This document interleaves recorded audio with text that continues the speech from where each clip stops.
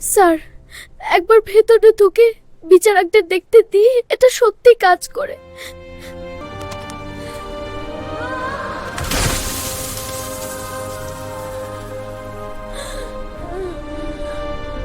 যাকে একসময় সমাজ আবর্জনা ভেবে ডাস্টবিনে ছুঁড়ে ফেলে দিতে চেয়েছিল, সেই ছেলেই একদিন নিজের মেধা দিয়ে বিশ্ব ব্রহ্মাণ্ড কাঁপিয়ে দিয়েছিল।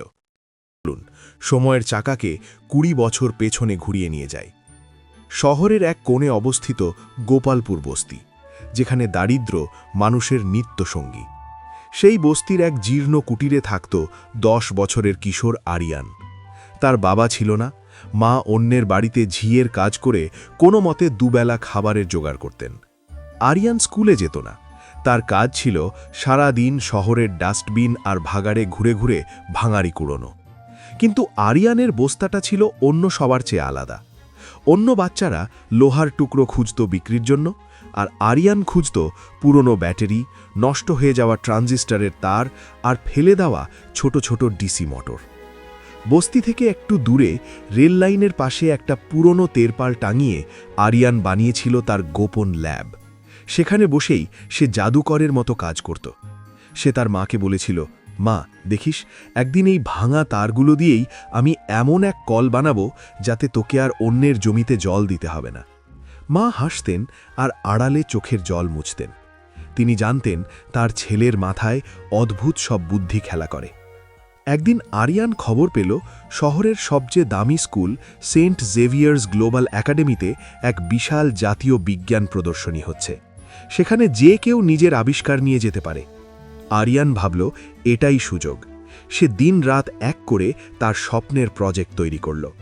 সে এক নষ্ট হয়ে যাওয়া ক্যালকুলেটর আর ফেলে দেওয়া প্লাস্টিক পাইপ দিয়ে এমন এক স্বয়ংক্রিয় সেচ যন্ত্র বানালো যা মাটির আর্দ্রতা বুঝে নিজে থেকেই জল দিতে পারে। সে জানত না ইংরেজিতে একে কি বলে, সে শুধু জানত এটা কৃষকদের কষ্ট দূর করবে। প্রদর্শনীর দিন সকালে আরিয়ান তার জীবনের শ্রেষ্ঠ কাজটা হাতে নিয়ে স্কুলের গেটে পৌঁছল। তার পরনে ছিল একটা তালিমারা ফতুয়া, হাতে কালো ছোপ পড়া একটা চটের বস্তা। স্কুলের গেটে দাঁড়ানো বিশাল দেহি সিকিউরিটি গার্ড তাকে দেখেই রুখে দাঁড়ালো। এই ছোকা, এখানে কি চাস? যা এখান থেকে। আজ বড় বড় লোকেদের মেলা বসছে, ভাঙাড়ি কুড়োনোর জন্য কাল আসিস।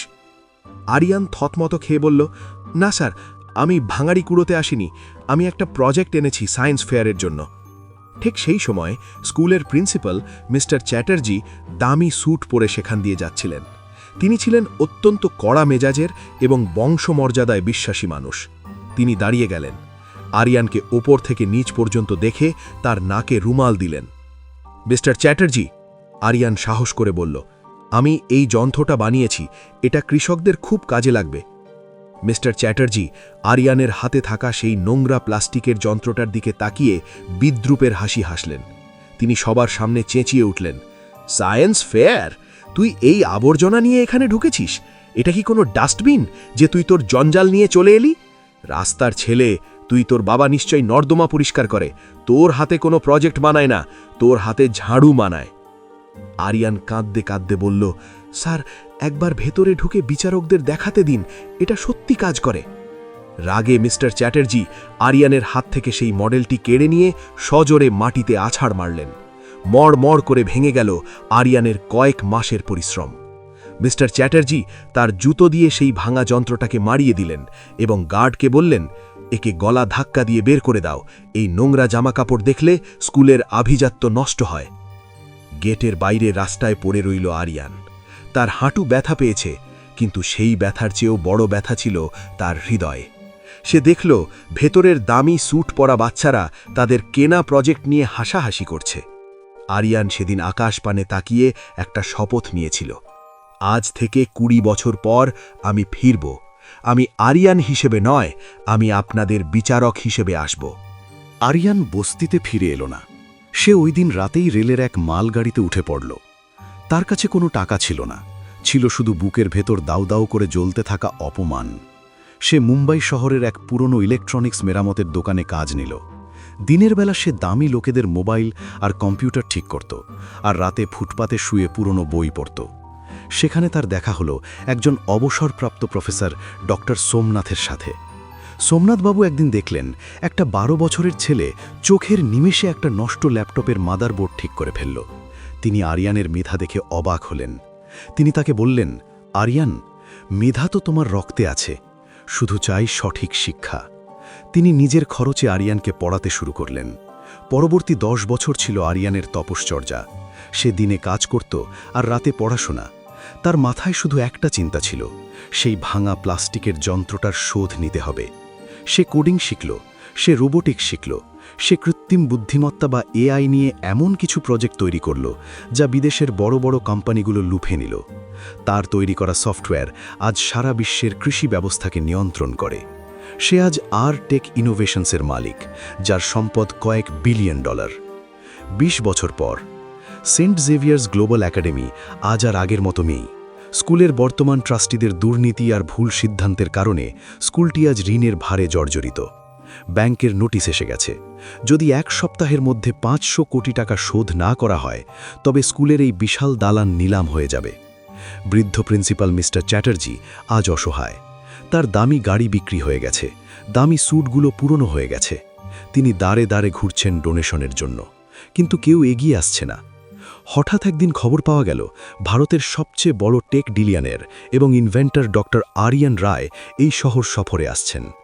শোনা যাচ্ছে তিনি কোনো পুরনো স্কুলে ইনভেস্ট করতে চান। মিস্টার চ্যাটার্জি ভাবলেন এটাই শেষ সুযোগ। তিনি অনেক কষ্টে আরিয়ানের অ্যাপয়েন্টমেন্ট চাইলেন। মিস্টার চ্যাটার্জি জানতেন না এই ডক্টর আরিয়ান রায় আসলে কে। তিনি ভাবলেন কোনো বড় ঘরের ছেলে বিদেশে পড়ে এসে ব্যবসা করছে। তিনি পুরো স্কুলটাকে শেষবারের মতো সাজালেন। শিক্ষকদের নির্দেশ দিলেন সবচেয়ে দামি পোশাক পরে থাকতে। সকালের সূর্যটা আজ অন্য দিনের চেয়ে একটু বেশি উজ্জ্বল। স্কুলের গেটের সামনে কালো রঙের 5টি দামি এসইউভি এসে দাঁড়ালো। প্রতিটি গাড়ির পেছনে নীল রঙের পুলিশের সাইরেন বাজছে। মাঝখানের গাড়ি থেকে একজন সুঠাম চেহারার যুবক নামলেন। চোখে নীল চশমা, পরনের সাদা রঙের একটা অত্যন্ত মার্জিত দামি স্যুট। তার চোখে মুখে এক অদ্ভুত গাম্ভীর্য। মিস্টার চ্যাটার্জি হাত জোড় করে সামনে এগিয়ে গেলেন। কাঁপা কাঁপা গলায় বললেন, স্যার, সেন্ট জেভিয়ার্সে আপনাকে স্বাগত। আপনি এসেছেন, আমরা ধন্য। আরিয়ান কোনো কথা বললেন না। তিনি তার কালো চশমাটা খুললেন এবং গেটের সেই জায়গাটার দিকে তাকালেন যেখানে 20 বছর আগে তাকে গলা ধাক্কা দেওয়া হয়েছিল। তিনি ধীর পায়ে স্কুলের মাঠে হাঁটতে শুরু করলেন। তার পেছনে 20 জন বডিগার্ড আর 30 জন মিডিয়া কর্মী। মিস্টার চ্যাটার্জি বললেন, স্যার, আপনি যদি আমাদের স্কুলটা কিনে নেন তবে কয়েক হাজার ছাত্রের ভবিষ্যৎ বেঁচে যাবে। আমাদের স্কুলের একটা ঐতিহ্য আছে। আরিয়ান হঠাৎ থেমে গেলেন। তিনি মিস্টার চ্যাটার্জির দিকে তাকিয়ে বললেন, ঐতিহ্য? যে ঐতিহ্য মানুষের মেধা নয়, শুধু তার গায়ের জামা কাপড় দেখে বিচার করে? মিস্টার চ্যাটার্জি একটু থতমত খেলেন। তিনি বুঝতে পারলেন না কথাটার মানে। আরিয়ান তার পার্সোনাল সেক্রেটারিকে ইশারা করলেন। সেক্রেটারি তার হাত থেকে একটা ছোট মখমলের বাক্স এগিয়ে দিলেন। আরিয়ান সেই বাক্সটা খুলে মিস্টার চ্যাটার্জির সামনে ধরলেন। বাক্সের ভেতর একটা পুরনো মরিচা ধরা প্লাস্টিকের চাকা আর কিছু মরচে পড়া তার রাখা ছিল। মিস্টার চ্যাটার্জি অবাক হয়ে বললেন, স্যার, এগুলো তো আবর্জনা, এগুলো আমাদের দেখানোর কি আছে? আরিয়ান অট্টহাস্যে হেসে উঠলেন। সেই হাসিতে কোনো আনন্দ ছিল না, ছিল এক বিরামহীন যন্ত্রণার প্রতিধ্বনি। তিনি বললেন, মিস্টার চ্যাটার্জি, 20 বছর আগে এই আবর্জনাগুলোকে আপনি নিজের বুট দিয়ে মারিয়ে দিয়েছিলেন। আপনি কি চিনতে পারছেন সেই রাস্তার ছেলে আরিয়ানকে? পুরো স্কুলে যেন বজ্রপাত হলো। মিস্টার চ্যাটার্জি শিউরে উঠলেন। তার স্মৃতিপটে সেই অভিশপ্ত সকালের দৃশ্য ভেসে উঠল। তার হাত থেকে ফুলের তোড়াটা পড়ে গেল। তিনি কাঁপতে কাঁপতে মেঝেতে বসে পড়লেন। আরিয়ান গম্ভীর গলায় বলতে লাগলেন, আপনি সেদিন শুধু একটা যন্ত্র ভাঙেননি মিস্টার চ্যাটার্জি, আপনি একটা বাচ্চার বিশ্বাস ভেঙেছিলেন। আপনি বলেছিলেন আমার জায়গা নর্দমায়। আজ দেখুন, সেই নর্দমার পোকা আজ আপনার পুরো স্কুলটা কিনে নেওয়ার ক্ষমতা রাখে। পুরো মিডিয়ার ক্যামেরা তখন মিস্টার চ্যাটার্জির কান্নায় ভেজা মুখের ওপর। আরিয়ান সবার সামনে ঘোষণা করলেন, আমি এই স্কুলটি আজই কিনে নিচ্ছি। কিন্তু আজ থেকে এই স্কুলের নাম সেন্ট জেভিয়ার্স থাকবে না, এর নাম হবে আরিয়ানস ওপেন ল্যাব। এখানে পড়তে কোনো ফি লাগবে না, এখানে প্রবেশ করতে কোনো দামি পোশাক লাগবে না, এখানে প্রবেশ করার একমাত্র পরিচয় হবে আপনার মেধা। তারপর তিনি মিস্টার চ্যাটার্জির দিকে তাকালেন। মিস্টার চ্যাটার্জি, আজ থেকে আপনি এই স্কুলে আর কোনো পদে থাকবেন না, কারণ যে মানুষ গায়ের রং আর কাপড় দেখে মেধা বিচার করে তার হাতে শিক্ষা প্রতিষ্ঠান নিরাপদ নয়। আমি আপনাকে জেলে পাঠাতাম, কিন্তু আপনার এই অসহায় মুখটাই আমার জন্য সবচেয়ে বড় প্রতিশোধ। বন্ধুরা, সেদিন সেই স্কুল থেকে মিস্টার চ্যাটার্জি মাথা নিচু করে বিদায় নিয়েছিলেন, আর আরিয়ান প্রমাণ করে দিয়েছিলেন যে সময়ের চাকা ঘোরে। যারা আজ আপনাকে নিচে টেনে নামাচ্ছে তারা জানুক না যে তাদের পায়ের নিচের মাটি আজ একদিন আপনার মাথার উপরে মুকুট হয়ে দাঁড়াবে। কাউকে কখনো তার অভাব বা পোশাক দিয়ে বিচার করবেন না, কারণ ক্ষমতা আর টাকা আজ আছে কাল নেই, কিন্তু মনুষ্যত্ব আর মেধা চিরস্থায়ী। প্রতিটি মানুষের ভেতরেই একটা আরিয়ান লুকিয়ে থাকে, যাকে শুধু দরকার একটু সুযোগ আর প্রচুর জেদ। আপনাদের এই গল্পটি কেমন লাগলো তা কমেন্টে অবশ্যই জানান। আর যদি এই গল্প থেকে আপনি অনুপ্রাণিত হয়ে থাকেন তাহলে লাইক দিয়ে আমাদের সাথে থাকুন।